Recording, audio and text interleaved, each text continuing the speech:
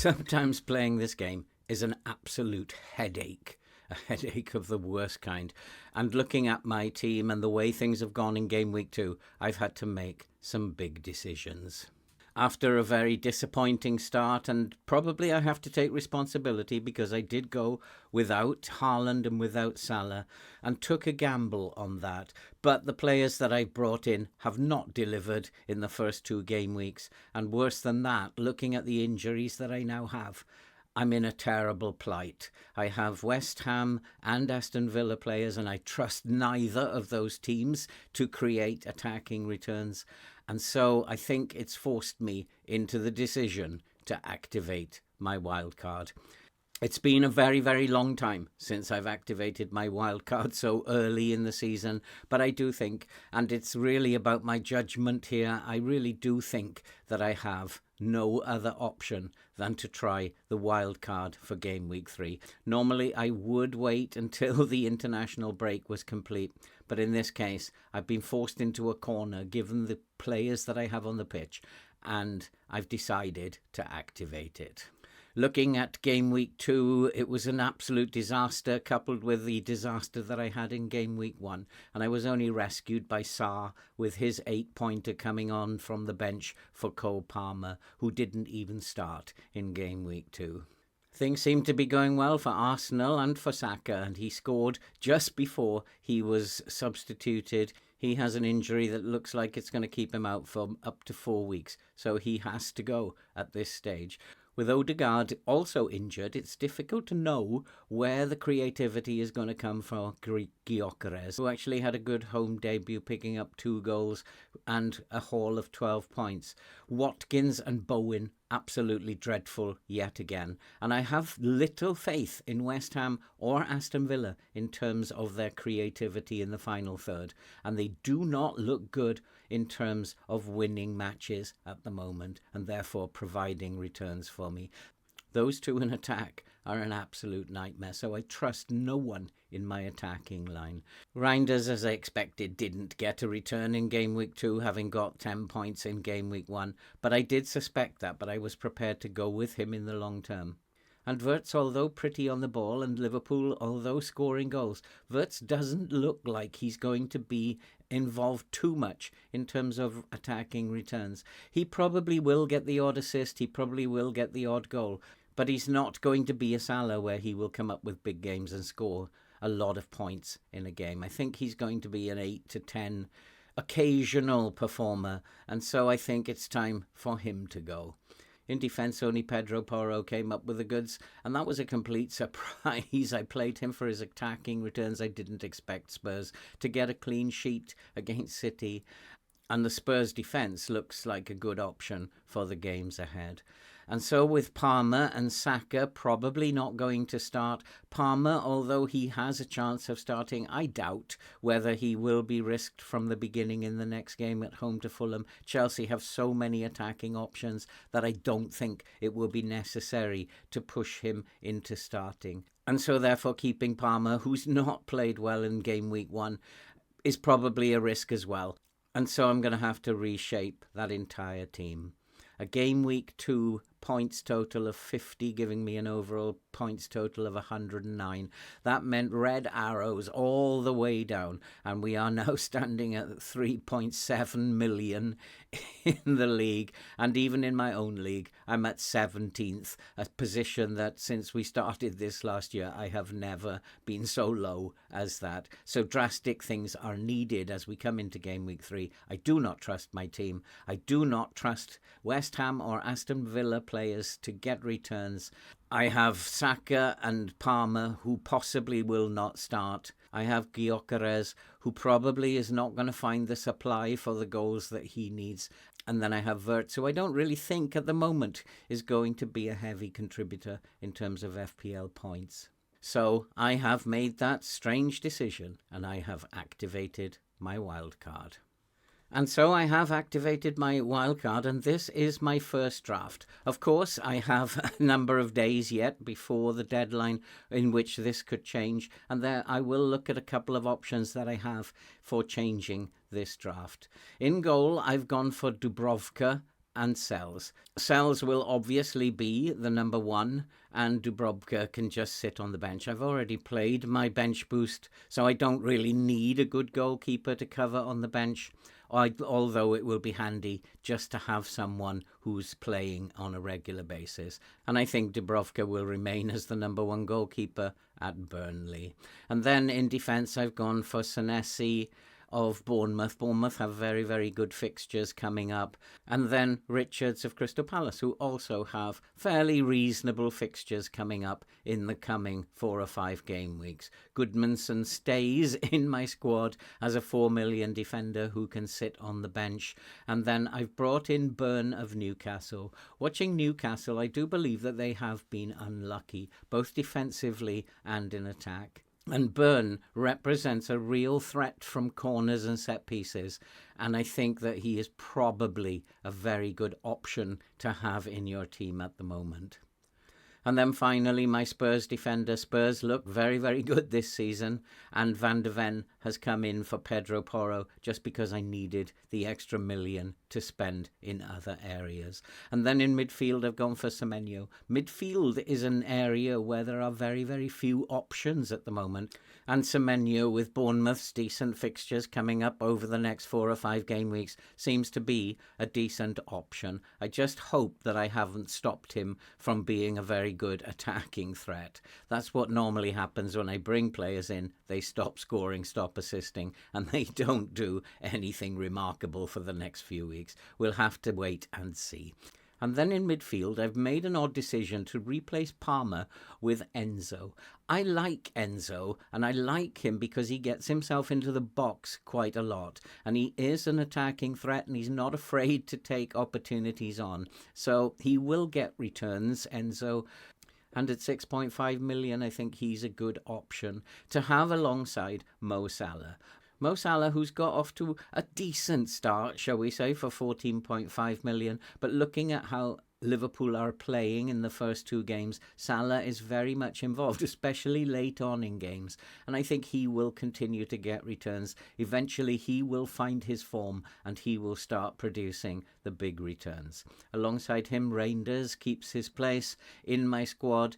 He's there basically as a bench option.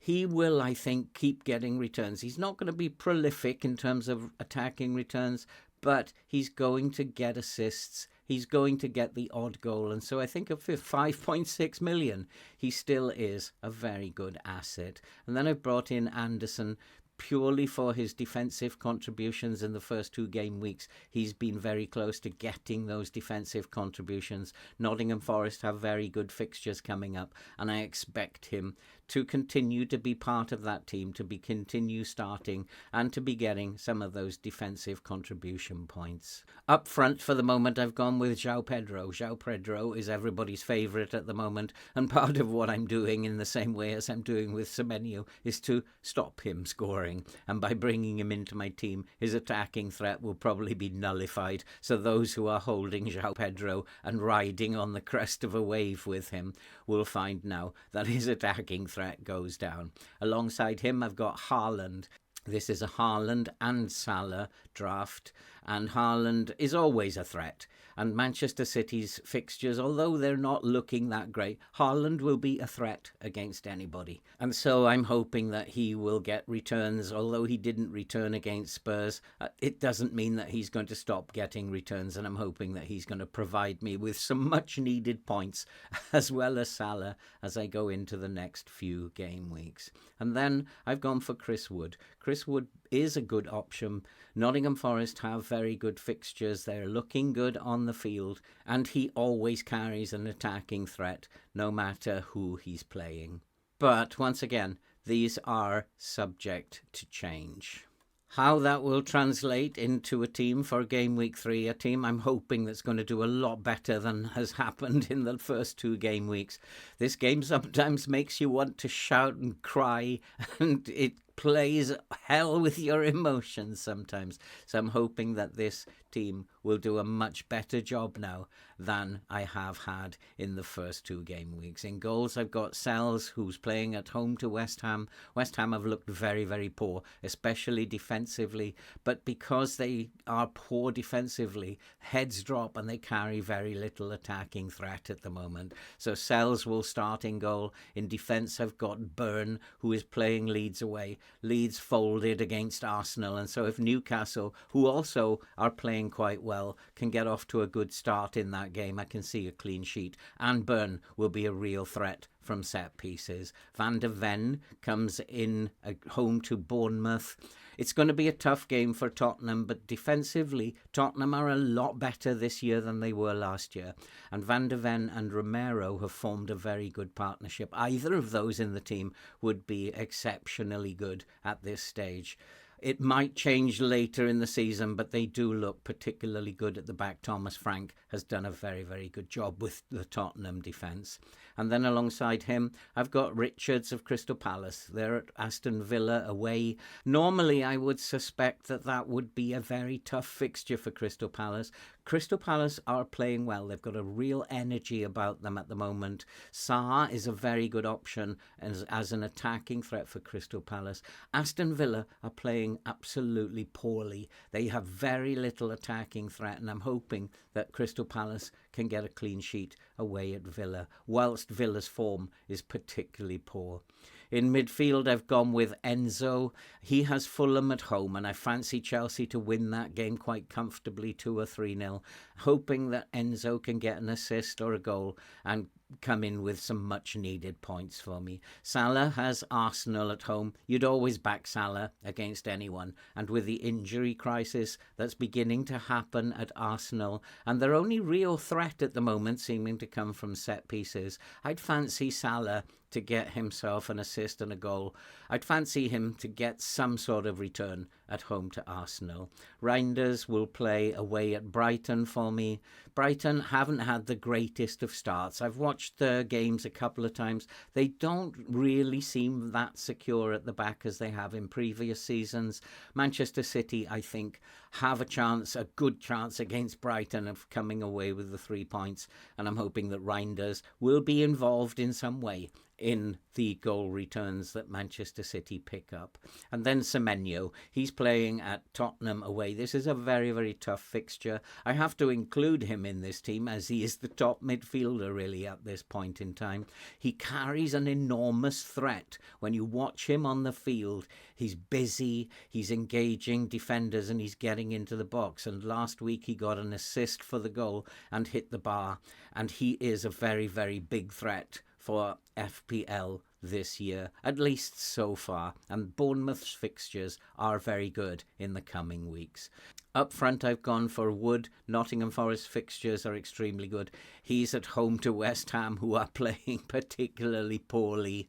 And defensively, West Ham look all over the place. And I would expect Wood to get himself on the score sheet in a game of that nature. João Pedro is an interesting choice. As I said, he's just there because I want to be with the others. I want him to stop scoring now so that those riding on the crest of a wave will not get the benefit of the returns that he's getting. He's a good option. He can play in the number 10 role. He can play out wide. He can play as the number 9. He is a good option to have in your team. And I fancy he's going to be a crucial part of the team if Palmer is going to be out for a couple of weeks. I think looking at the Chelsea team selection before the game started, that it was the intention of Maresca to play Palmer out on the right-hand side, which would have meant that João Pedro played as the number 10 and Delap playing up front. But whatever, Chelsea have plenty of options as they go into this game against Fulham, and I fully expect them to win quite comfortably. And then we have Haaland. Haaland at the moment is labelled as captain. That might change as the week progresses. I don't know. Probably not. Away at Brighton, I would expect City to bounce back after their defeat against Spurs, and I'd expect Brighton to have a very busy day at the back, and Haaland will be involved a lot. I would expect Haaland to get a couple of goals at least in that game. And then on the bench we have Dubrovka, Anderson, Senesi and Goodmanson. I think that is a much better team. I'm much happier looking at that than I was at the team that has just got me only 50 points. There are a couple of ways that this squad could be changed by the end of the week. In Enzo's position at 6.5 mil, I rate him as a very good player, and I rate Chelsea's form at the moment, and so that's why he is currently in the squad. There are other options that I am considering, both from Everton. Grealish made his home debut on the weekend and performed particularly well, getting 2 returns. And Njai of Everton is also an option that I will be keeping an eye on as we go through the coming days, and also if Enzo starts through the coming game weeks. Another option is Sarr at Crystal Palace. Crystal Palace have decent fixtures, and it is also possible that I could draft him in. He helped me out, gaining me 8 points from the bench in the last game week, so I really am struggling to wonder why I've got rid of him. It's a financial thing, really, and I had to choose between him and Enzo. At the moment, it's Enzo. It might get to Sarr. Sarr is going to be the number 1 threat. He's taking over from Eze, who's now gone to Arsenal, and he has to step up and perform that role. Crystal Palace look good. They look threatening. They look like they've got lots of energy and lots of dynamism. They have an attacking threat. Mateta looks good. Hopefully behind Mateta, Sarr's going to get himself, as he does, into goal-scoring positions. So there are a number of options that I still have in that midfield area. Midfield is very difficult because there's not a lot of standout players at the moment. And up front, the problem that I seem to have is that there may be too many options. Chris Wood's position is under threat. Lots of things I could do. I could downgrade him to a Strand Larsen maybe and then upgrade my midfield. I could downgrade him and then upgrade João Pedro to Ekitike. Ekitike I am staying away from just at this point in time because as yet we don't know the fate of Isak. Is he staying at Newcastle or is he going to Liverpool? If he goes to Liverpool, Ekitike probably becomes a no-no.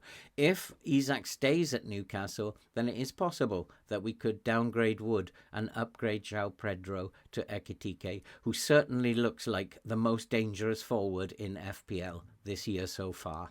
So there are a number of things that I still yet have to consider, but I think I've done the right thing. I think I've now got Haaland and Salah, who hopefully will provide me with regular points. And I've got form players such as João Pedro and Semenyo, who also could possibly bring in the returns for me. Defensively, it looks solid. But in defence, you can never guarantee clean sheets. You just have to wait and see in defence. And hopefully we'll get a couple of clean sheets this week, which will help get me a few more points than I've been getting of late. Having played the wildcard, I feel a lot happier now. Your team always looks better after you've played a wildcard. My team looked absolutely abysmal when I looked at it after game week 2 had finished. And so I have decided time to activate the wildcard. And so that's it for this reaction video. A horrible game week again, which has now caused me to make this big decision. It's an early wildcard. It's a long time since I've done this, and I hope it pays off. If you do like to see people suffer playing FPL or FM, then you're probably in the right place. So do all that good stuff that you can see on the screen and help to support the channel. And all that remains to be said now is take care and be safe. And I hope you are all doing a lot better than I am. I hope that you are not feeling the pain that I am. And I hope that you all are not yet being driven into playing your wild card this early. All we can do is fingers crossed, hope, and let's see if we can get a better game week score with this team in game week 3 than we had with my old team in game week 2. Take care, be safe. I'll see you in the next video later in the week.